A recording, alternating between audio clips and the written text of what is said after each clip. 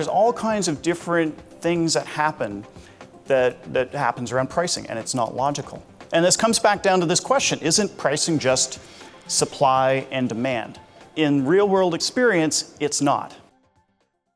So I'm going to start off by telling a short story about a conversation that I had with one of my clients about a year ago today. We were in a discussion in a sales cycle with a government agency. They had a unique aspect of their application that solved a pretty critical problem for this agency. And we were nearing the final stages of this sale. And he called me up and he said, it looks like it's going to go ahead, but they want to know what we're going to charge. And we had a really fascinating discussion about what we were actually going to charge that agency, because we had no idea what we were actually going to price at that point. And so what I want to do today is I want to share with you some of the insights from that conversation and some of the insights from my own career. I've been in sales and marketing for 20 years, in home sales and business sales and enterprise sales and software sales. And I've been in a lot of situations that deal with pricing. So the first thing that we have to understand is, well, why do we have prices? Why do we price things?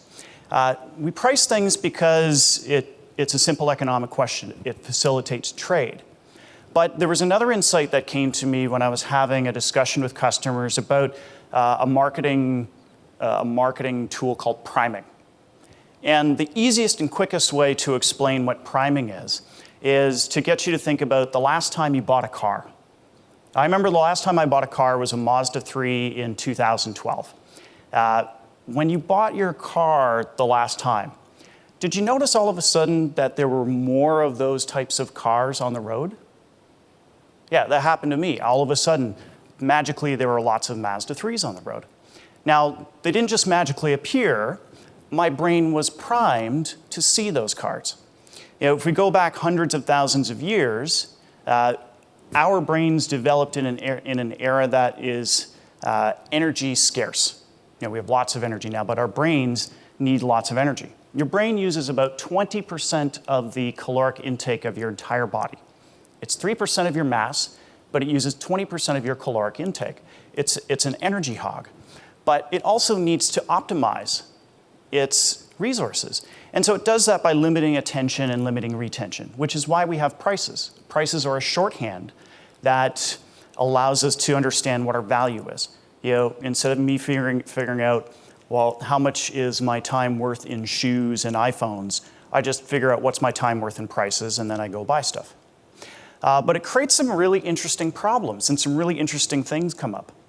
And so there's really interesting things that happen. So for example, why does Apple have a $17,000 watch? You know, think about this for a second. When economics professors talk about pricing, they say it's just simply supply and demand. That was my first lesson in pricing. But when you really think about things like this, what's the demand for a $17,000 watch? You know, is there such demand for this high-end watch so that it's pumping the prices up? No, I don't think so. Yeah, is there such a limited supply of these high-end watches? You know, not that Apple hasn't artificially created. There's actually, for me, there's three specific reasons why Apple has a $17,000 watch. One of them is prestige pricing. They are specifically pricing it high because for a status symbol object, it sets the message that if I have a $17,000 watch, I have the resources to buy the $17,000 watch. That's the value that it's providing. It's a status tool. It's sending a signal to other people that I have resources. And that's one aspect of setting a high price point. But I have a theory that Apple is actually doing something very strategic by setting this. And that has to do with Pebble. So I used to have a Pebble, and Pebble had set the context for what a smartwatch was and what the price of a smartwatch should be. And that was about $200. You know, that was the market expectation for what a smartwatch should be. And Apple wanted to come out with a new product in the smartwatch category and make $1 billion off of it. They couldn't do that if the price of the watch was $200. So they had to reset the context of what a smartwatch was. And so one of the ways they did that was to dramatically shift our expectations of what the high end of a watch was. So strategically, the purpose of having that $17,000 watch, makes you go, wow, the ceiling for smartwatches is really high. Now when you start to look at a $500 or a $1,500 smartwatch, that now starts to sound a little bit more reasonable. And I think it's worked. I've been seeing more people with Apple Watches. I bought one. And I've seen market data that shows they've probably sold about $1 billion worth of these. There's a third thing that this $17,000 watch does that's really interesting. And this comes down to these cognitive limits that we have because of how our brains are trying to optimize. If you see pricing on a website and you see two prices, you see $300, you see $500, you're probably going to gravitate to the $300 price, just because you think that's fair. If you put a $17,000 item on the end of it, now you might tend to gravitate more towards the middle and buy the $500 watch. And this is exactly what happens. This is called anchor pricing. So they're using a technique to shift the market to buying something that's more expensive. And this has been shown in many tests that if you put a higher price to the item that you actually want to sell, you shift how many people buy that middle product. So that price is actually a bit of information. And because our brains sometimes have problems figuring out what to do with prices, you can hack the brain to do interesting things. So this is an interesting question. Why do we buy more when prices end in 9? As I was building this presentation, I was sitting there thinking, well, why is that? We all know that this is a thing.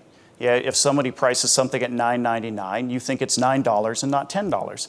It's just a little weird brain hack that works.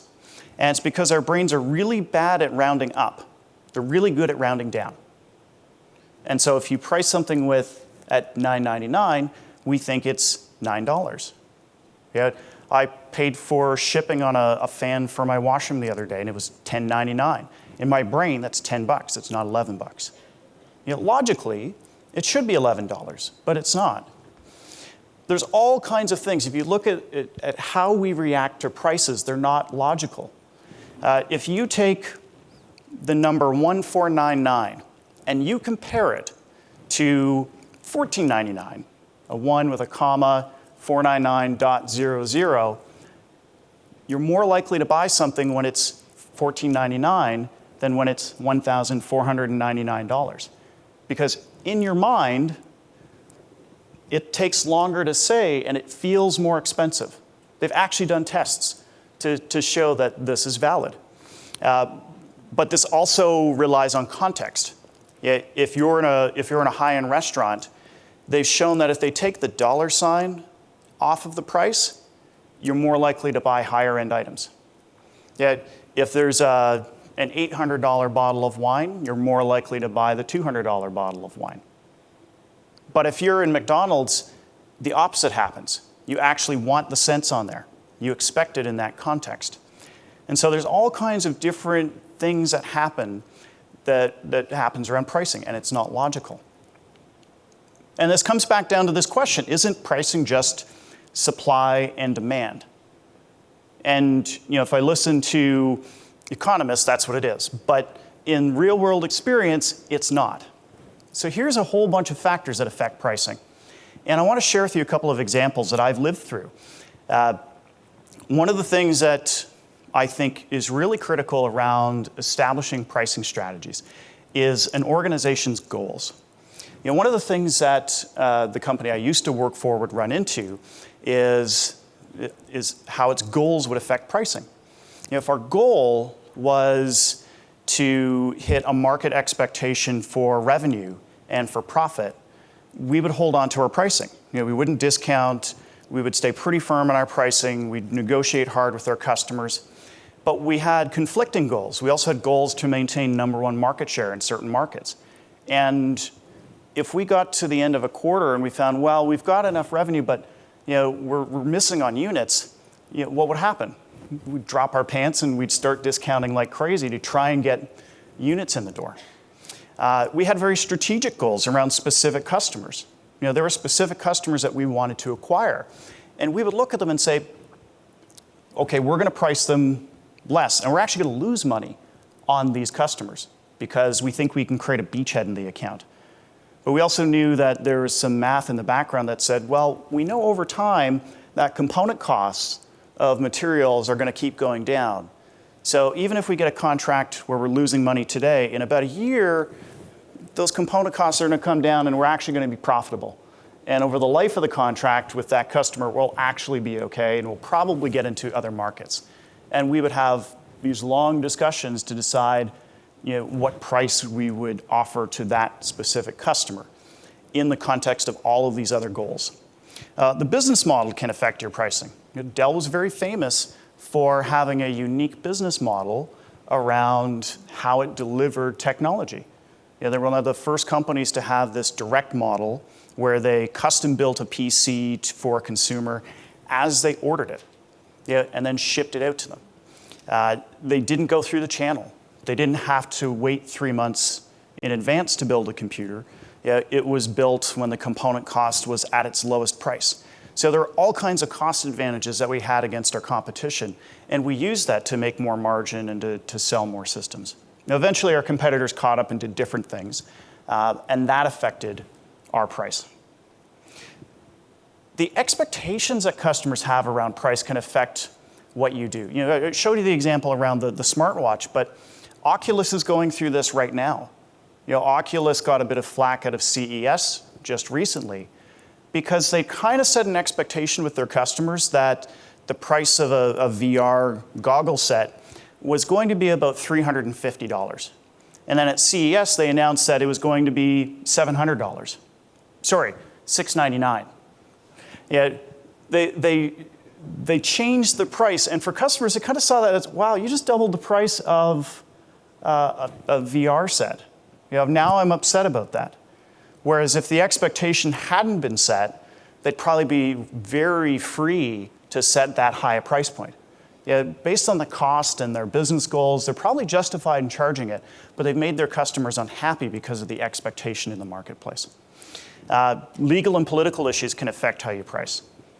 Uber is going to be going through this. They've gotten flack about surge pricing. There was a story about a guy who had to pay $1,000 for his Uber ride home on New Year's Eve because the surge pricing rate was 20 times what it was supposed to be. That's a pretty high price for effectively is a cab ride. But that's using pure demand and supply as that economic professor told you should happen.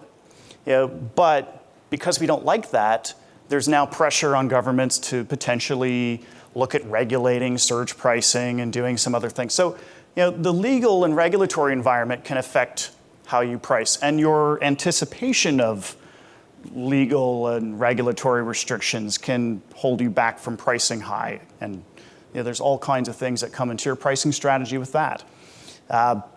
My favorite is actually the last one.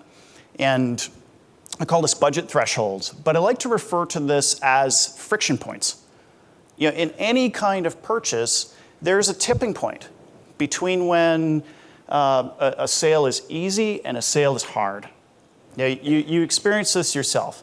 You walk into a store, you see something, and you say, okay, it's $30, no brainer, I'll just buy it. If it's $300, you might go, maybe I'll think about that a little bit more. It may make total sense. You may want the thing, but now it's at the point where you're like, this is causing me some psychological pain. I'm going to think about this a little bit more and justify it to myself. In enterprise organizations, there are specific controls. When I was running marketing, I had certain budget thresholds of how I could do certain things. Under $5,000, I could pull up my P card and get a service or a product, and I wouldn't have to think too hard about it. If it was around the $20,000 mark, our purchasing department now put some controls on it and said, go get 3 quotes. Okay, that's made my job a little bit harder. And some of the vendors that I worked with got to understand this, and they would price their stuff at $19,500, knowing that that friction point wouldn't be there. If it was over $100,000, now we'd have to go to RFP. And if you've ever had to work through an RFP process, that's a much greater friction point. Your goals may align with that. You may say, we want these large deals. This is part of our business strategy. We want to go through this friction. And we're going to hire salespeople, and we're going to put the resources in place so that we can actually respond to RFPs. Or you may be saying, we don't have the resources at this point to go through a 12-month sales cycle. We don't have the resources to respond to an RFP. We're going to purposely keep our prices low enough so that we can get under the radar. So all these things can come into and affect how you actually price stuff. It affects what strategy you should use. I like to say there's a few different types of strategies that I've seen. There's the traditional strategy. One of my favorite teachers was an accounting professor, and his common phrase was, business isn't hard. It's not hard. You buy something for $1, you sell it for $1.50. That's it. That's a typical pricing strategy. You figure out what margin you need, you apply that to whatever cost you have, that's the price you charge. And that's the strategy that most businesses have. There are more strategic pricing models that are available. Now, if you look at freemium pricing, that's a strategic decision to charge nothing in order to acquire customers that you hope will buy more expensive things later on. Loss leader pricing is an example of strategic pricing. Tiered pricing models are examples of strategic pricing. And then now what I'm seeing more of are dynamic pricing tools. So surge pricing is a perfect example of dynamic pricing. It's the ability to use information to get real-time data to show who's willing to pay what for a product or a service. Cloud computing services use dynamic pricing. So these are different types of pricing models that you could choose. So now this comes back down to well, what should I set my price at? And the conversation that I had with this client about a year ago, and a lot of these things came into it. We actually had this discussion. Well, what's the budget threshold for the person who's in this role in the agency? What do we think that she can order without her having to go to RFP? And we didn't know that. We literally were having this discussion back and forth of what we think it is. So we kind of had to guess and experiment a little bit. We could have priced this particular service at over $100,000, but we said we're pretty sure at that. We're probably going to be in an RFP. And this is really strategic for us. If we get this account, it opens up a whole bunch of other doors. So we actually kept the pricing at around 25. And we got the deal at that. And there was enough profit in that, enough revenue that the client was happy with it. I do the same thing when I set my own prices. I look at all these different factors to figure out how I should price and where I want to be and what my goals are. Do I want that friction point or do I not want that friction point? So all of these things have to come into your specific scenarios. The key message I want you to take away from this, there's no cookie cutter way of doing pricing. There isn't an equation I can give you to say what your price is. It's the same entrepreneurial journey as everything else. You have to make some strategic assumptions, and then you have to go and run experiments and test them.